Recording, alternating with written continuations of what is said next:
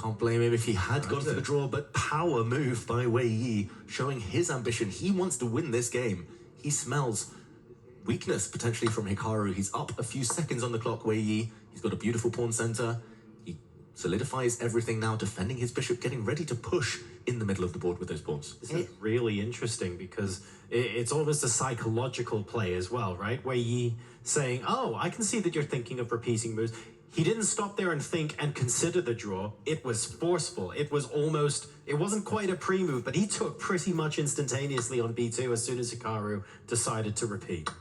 And that decision, will he be rewarded for his guts, for his bravery, Wei Yi, or will that come back to haunt him? Only time will tell, and time in this format is the biggest factor right now. It's Wei Yi who is up on the clock, Hikaru on the defense. He stops that D pawn from moving just a bit forward, also defends his own E2 pawn, which was on the open line, the line of attack of the black queen. Rook D8, again threatening D4, stopped one more time by Hikaru, who lines up his rook against the black queen if the file was to open up. Ultimately, it's still a very level position, but psychologically, Wei Yi maybe aiming to seize the upper hand for the rest of the match. This is a position that Hikaru struggles to improve his pieces. This last move, very, very passive. That's just bracing for impact, waiting for the black D pawn to step forward, just putting the white rook opposite the black queen in case lines open up. But for Wei Yi, can he maximize his pieces? Has he already reached the potential with those rooks, the queen, the knight, the bishop? And I'm guessing that there has to be a part of Wei Yi who's saying, well, actually, I'd love to be able to meet E4 with D4 and have my C pawn and D pawn potentially pass, connected, trying to roll down the board. The capture might not be what's on his mind right now, and maybe that's holding Hikaru back from playing E4. 100%. I think you have to time that really well. Not just that, it stops black from moving the D pawn forward as well. So Wei Yi chooses the other one. The structure that was there on the board, it's called the hanging pawns. When you've got D5, C5 at the center of the board, you have to time any pawn advance very carefully because it leaves certain square behinds. The dark squares in this case, C3 and D4. If Hikaru gets the time to plant his knight on D4, that would be advantage white. So Wei Yi, it's all again about energetic play. But first, C3 is a big threat, winning material. Big threats, and we did mention that queens are the worst blockaders. You can only really blockade the advance of that pawn with the white queen, but she might be caught hit later by some other advancing pawns. A very, very committal decision from Wei Yi, very ambitious one, and right now it's hanging in the balance. There's a pattern here as well. Obviously, there we go. Obviously, the light squares there are looking strong as the dark squares look weak. That knight could be coming back via C5 to B3, for example. And what a thorn in white's position that would be. It's coming. He's going to land it one more. Or move. D3. Oof. Either way, looks very strong. The white knight is a beast, cannot really be removed other than by the black knight. Which way is he going to go, Wei Yi? This is very, very tense. Hikaru under some pressure. This is a nice knight jump. The black queen also hitting a pawn. Oh, I don't envy Hikaru's position right now. This is incredibly confident by Wei Yi. Just unbelievable stuff, you know. You have this moment to bail out. You start with the black pieces, you know, you've got the next round white. You can push for a win there. But Wei Yi, in an equal position, takes that bold decision to keep the game going. There wasn't anything direct. And then he plays fast, keeps the pressure on the clock, improves his pieces, lands a knight on B3, putting the pressure on Hikaru Nakamura. Just fantastic stuff by Wei Yi so far today in his first match and his first game against Hikaru. A 40-second advantage is very important when Hikaru goes down to 2 minutes as well. Hikaru placed the knight on D4, and Wei Yi said, no problem, you can absolutely take that. I'm going to play the knight into B3 anyway. You really want these connected passes in your position? Clearly not. And now we're going for some very interesting attacks. We've got mate in one threat on the board, queen also being attacked, of course, and we need to be wary of this, but Wei Yi should be on top of it. Yeah, you can defend this in a few ways. You can drop the black queen back to a very passive square, or you can jump forward with the queen to hit the white knight in the process. Wei Yi, he's burned through most of his time advantage on this last move. This is danger time. This is Hikaru's hunting ground when the opponent's clock ticks down.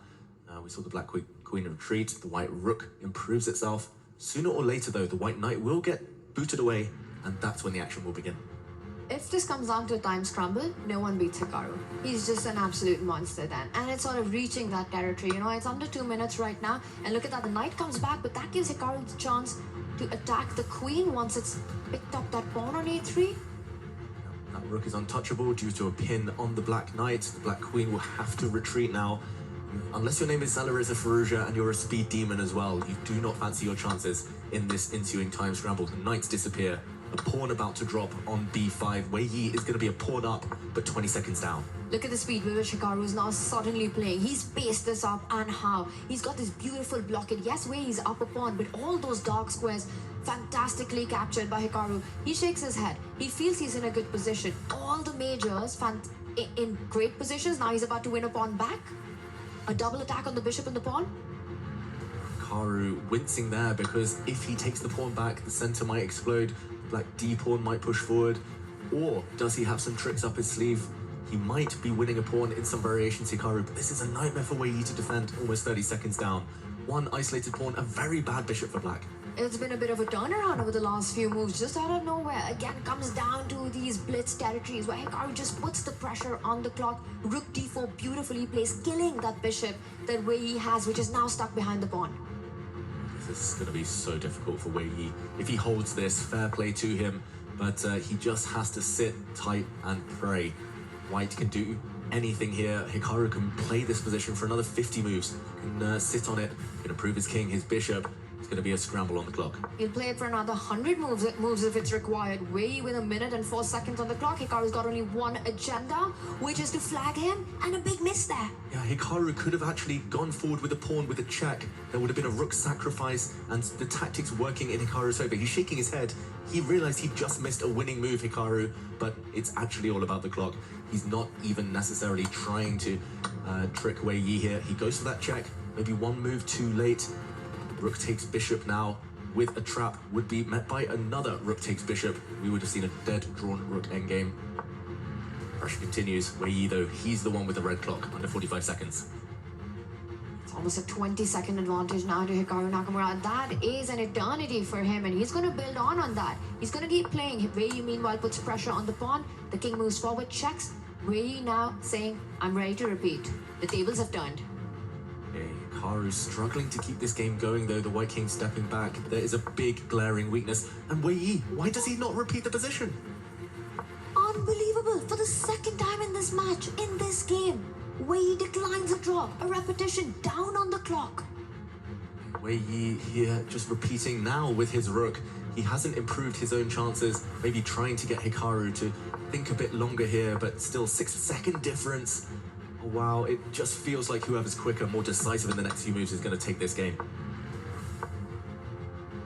This is getting incredibly tense now, and the bishop moves. The bishop was under attack. Now Hikaru comes in with the rook, pinning the black bishop. It's time to unpin yourself. Wei Yi gets his king into the defense. Under 20 seconds. Why did he not repeat at that moment? Wei Yi's position is getting better and better. He's traded off his isolated pawn. He's moving his king across. He's going for victory here. Yeah. Now, Hikaru Nakamura down a pawn. 15 seconds though, can Wei Yi hold on? Wei Yi's playing on the board, Hikaru's playing on the clock. Hey, Wei Yi's just winning. He's got this extra pawn. The black king is coming. You can pre-move almost, pushing the F pawn forward. This is a winning endgame for Wei Yi, 10 seconds. But is that going to be enough? And he keeps moving the pawn forward. Hikaru's bishop and the rook controlling the queening square. And Wei Yi gives up the bishop. But he's going to remove the final pawn. This game is going to end in a draw. White's bishop not enough to deliver checkmate. The clock will not play this decisive role in the end. It's a draw. What a tense end to that game. Wei Yi maybe playing mind games there with Hikaru a little bit, declining the repetition for the second time in the game while down on the clock when both players have under a minute to go.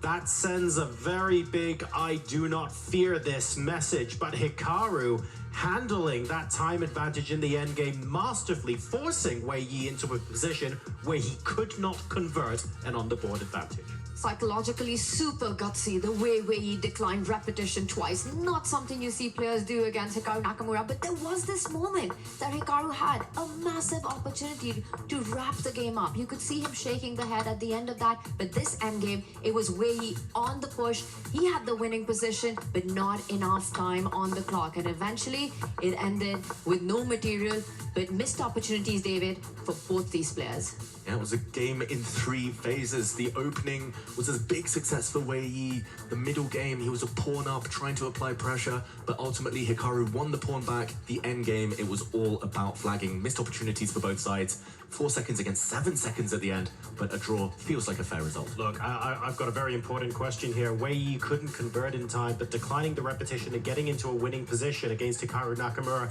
I get that the scores are level at half a point, but has Wei Yi just won the psychological battle? He's won a lot of hearts at home. A lot of fans will be very impressed by that. I think it's difficult to win the psychological battle against Hikaru. Hikaru's very much in the moment, game by game. That's what's brought him so much